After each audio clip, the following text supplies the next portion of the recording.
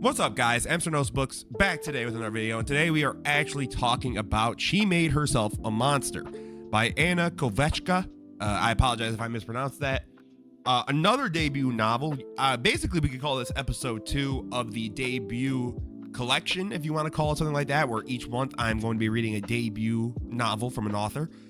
And this one I think is very interesting for us to get into.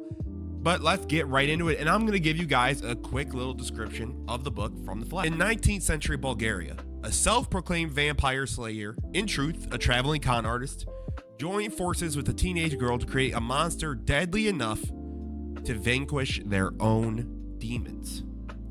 So, I want to make something extremely clear off the rip. You could call this a spoiler, but I wouldn't really, because it says it in that little sequence. There are no vampires in this novel. I will reiterate it one more time. There are no vampires in this novel. None. Zero. None. This is not a vampire book at all. This book, I would say, is, so it's based off I believe it is, a Slavic folk tale. Now, I don't know which tale it is, but it's based off a Slavic folktale that is basically about female empowerment, you know, the feminist voice. And I think it's really interesting to talk about because I think this novel, first of all, we can start with this too, something that's going to be important for the day. Would I recommend this book to a friend? Like, would I just kind of be like, you know what? Here's a book. I probably would not, but that's more so because of the content matter at times, and also I think its pacing and stuff is kind of all over the place, but we'll get into that. This book is a feminist tale for sure, and that's actually, I think, one of the strongest parts about the book is seeing the messaging done, but through a smart way. So what I mean by that is messaging in books, I think, can be done correctly, right? There are a lot of series that try and tell you a message without necessarily beating you over the head with it or going, hey guys, so this message, you guys get the message? The message is there, guys. Do you get it? Do you understand? Bro, we know. Like, you don't have to spoon feed us or beat us over the head with it to understand what the message is. So I think this book does an excellent job of talking about female agency and their choices and the ability, you know, to, in a male-dominated world, because this takes place, again, in the 19th century, so this is a long time ago, right? The idea of community and influence and the male-dominant influence versus the lack of a female influence, period, I think is extremely fun to look at. I will say, I think the characters are a little rough. So what I mean by that is, it's not so much that the characters are just badly written. I just think some of them genuinely kind of feel like plot devices / like, oh look, this fulfills the point of what I'm trying to tell you guys. Like, I think it misses just a little bit of that, but I do think our main cast of, Yana and Anka, and even not the captain, we'll get into the captain in the spoilers. But there's a male character in this as well. I'm blanking on his name. Hold on. Kirill. The male characters in this book, we will most definitely talk about because it's very interesting. So let's kind of get into it. The plot of the book, I would say, is about a 3.5 to a 4. I think the plot is straightforward. I think I don't understand how, again, in the flap, it tells you that it's not a vampire hunter, actually. How people still, I've looked at reviews from ARCs or even just, on Goodreads and all that, and I see people complain about there's no vampires. The flap and the book literally say she's not an actual vampire hunter, so I don't know where you're expecting the vampire hunting to come in. But I think the actual plot of trying to basically get Anka out of this village before some very nasty things could happen is straightforward. It's good. I think at times the Kirill stuff kind of takes away. It's kind of all over the place, I think, at times with the plot. The pacing. I would give the pacing a 3. I think there are moments where I was genuinely just hyper locked in with the book. And then there are moments where I kind of just go, this is cool, but I'm not really going out of my way to be like, I need to get back to She Made Herself a Monster right now. Like, I got home from work, boom, I gotta read. I think at times it got either very, very slow, or it just kind of felt like we're max throttle, and it's just like, whoa.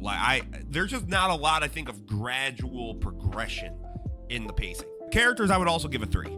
Again, I think some of the character work in and of itself is actually excellent. And I think some of the characters in general are like extremely forgettable. And since the cast isn't that big, when you have forgettable characters, I think it makes it stand out more to me as a reader. So in that way, I am a bit more on the negative side with the characters. And then the prose. Now, again, I'm not a big prose guy. You guys know that. But even I got acknowledged. So there are a couple interludes in this book. And they're like short story kind of things. But they're relevant to the plot. Like, characters will talk about the stories that happened and all that. But man, the writing of those, I was like, whoa. Like, this is excellent. And the prose, I think, in general is actually pretty good. So I would probably give it like a 4 to a 4.5. I think Anna is actually a very talented writer. Like, just the sheer writing ability is there. But ultimately, what does that bring, the second iteration of the debut collection into rating wise? I would probably give this book about a 3 to maybe a 3.25. Would I say this book is bad? Absolutely not. For a debut, no, because I still wanted to read it. I still read it beginning to end. And I think an important thing for debuts, right, is can you see the vision? And what I mean by that is like, can you see the vision where the author can do something different? It doesn't have to be like totally different, but like, do I believe that I could see Anna Kovatcheva really write some other books? And I would be interested. Absolutely. I think her prose is really well done. Her concepts and ideas so far are good. And their executions aren't poor enough in this debut for me to go, this could be a scary, idea versus execution type of author. That is where I think things can get very, very spooky. But that is the spoiler-free portion. Let me know if you guys have actually read this debut or not, what you think of it. Did you enjoy it? Did you not? The cover is beautiful, though. I will say that. I don't know if it really picks up on the camera, but there's like a little splatter of blood at the bottom, and I think it's really cool. So I appreciate you guys for sticking around. If, this is the spoiler-free section, but that is coming to an end in 5, 4, 3, 2, 1. Okay, the captain, fuck that guy. I mean this wholeheartedly from the bottom of my soul. Fuck that guy. All right. And that way, Anna knows how to write a villain, bro, because this fucking dude is unbelievable. So basically, a central part of this plot that I didn't want to get into is Anka, who is the teenager in this story. The captain basically has raised Anka and Kirill after the death of their parents, respectively. The captain was basically in love with Anka's mother, or / obsessed, to the point of where once she started to look like her mom, the captain was like, you're gonna be mine. And I was like, huh? Excuse me? Pardon me? Bro. Basically, this entire time, Anka is trying to hide the fact that she's having a period, her first period, because in this story, or in this world, or this village, that would make her an adult. And basically, at that point, the captain can then go, I'm going to marry this girl, and the village would be like, okay, yeah, that makes sense. She's an adult now. What? Huh? And then, again, there are some moments in this book that I was genuinely invested when it's revealed, basically, that the captain is responsible for the death of Anka's parents because he goes over to their house and he's talking to the husband, Anka's father, right? And he's like, oh, is what's her name home? He's like, no, she went out to the festival. So he's like, I've got this. My scheming is here. Burns the house down. his dumbass didn't know the mom was also in the building. Oh my God, that blew my mind. I was like, yo, that is insane. And he basically ends up killing the woman he loved. And while she's pregnant with Anka, and basically Anka had to be, I don't know if it's C-sectioned or it's a gnarly description, but basically Anka is also born around the time that the mom dies. Insane. Like, the captain as a villain was remarkable. Kirill is where I understood what she was going for, but at the same time, it was so hard for me to like him, and I think that's the point.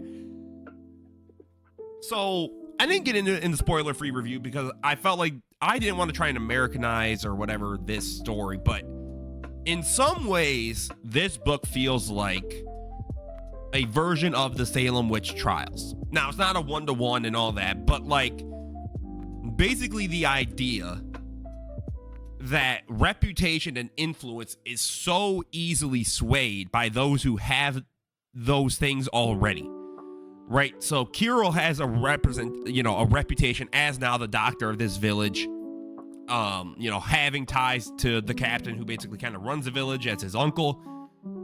He snitches on the fact that Anka had her period because, bro, this is where I'm just like, guys, blew my mind. Basically, there's this woman that the captain has sex with the women in the village and ends up killing them after, basically. And there's this one girl in the village who was also called a witch, was impregnated, all that, gave birth to the baby, and Kirill likes her. But then the captain asks Kirill, yo, where is she at? I want to do my thing. And I already was grossed out again. Anna, your villain work? Fucking despicable, but excellent. I don't know how else to describe it than that. But again, I think that the moment when he snitched on her, my jaw dropped. I was like, oh my God. Because he did it so that the captain would basically take his eyes off of this girl.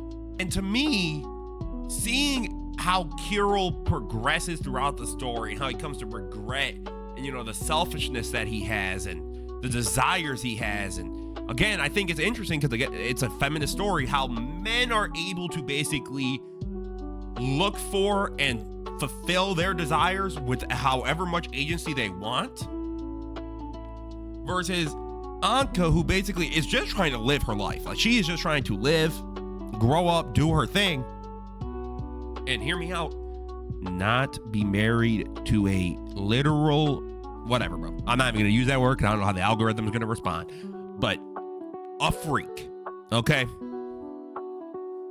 Like, and she has basically no agency, because if she tries to leave the village, the captain will hunt her down with dogs and all this stuff. Can't do that. She basically can't tell anybody who's a man because they're gonna rat, as we see here with Kirill's dumbass. But then,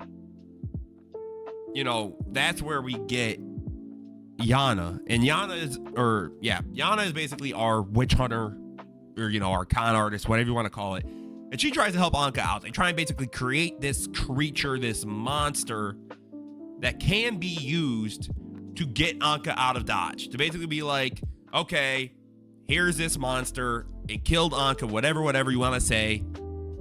And then she can leave. Because basically, in a very messed up way, at this point in time in, human history, the most agency a woman would have would be if she is thought of as deceased, because she can then do whatever she wants.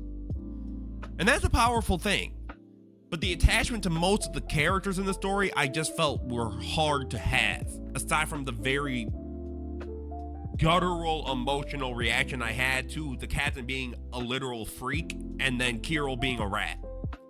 Right, and I get there's more to it and all that, but outside of those two characters, you got a character like Margarita. Don't care. Margarita's husband, I forgot his name. Don't care.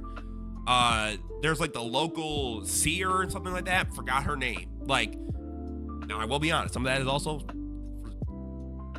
my memory with fictional names, unless they make a huge impact on me, I struggle. I can't do it. I think that the character work in general was meh because, again, while the cat is an incredible villain, seeing what Kirill is struggling with, Anka and Yana and the way that they interact and everything, I think is fantastic. And once you get to everybody else in the village, brother, no. And I think the pacing at times, like, things would kind of just get super slow, or we would almost focus too much on Kirill. I feel like, again, for this to be a feminist tale and a lot of the male perspective to be thought about or written about was kind of interesting. I don't know, maybe that is something that Anna meant to intend to be like, see, like, even in this book, a world of female agency, we can only experience that through seeing a male perspective, which would be a very, like, 5D level brain move. And in which case, I apologize. Like, you got it. So ultimately, I think I'm happy I read this book because, again, I think part of the point of the debut collection is that I, as a reader, am challenging myself to read different kinds of things. This is like a folk horror. I would say it's more of a folk thriller, kinda. I think the marketing of debut novels is something I'm learning a lot about too, and like, how do you pitch some of these books that might not necessarily fit in this box? Because like, this book feels more like a social commentary, like it's kind of meant to be a folk tale kind of deal.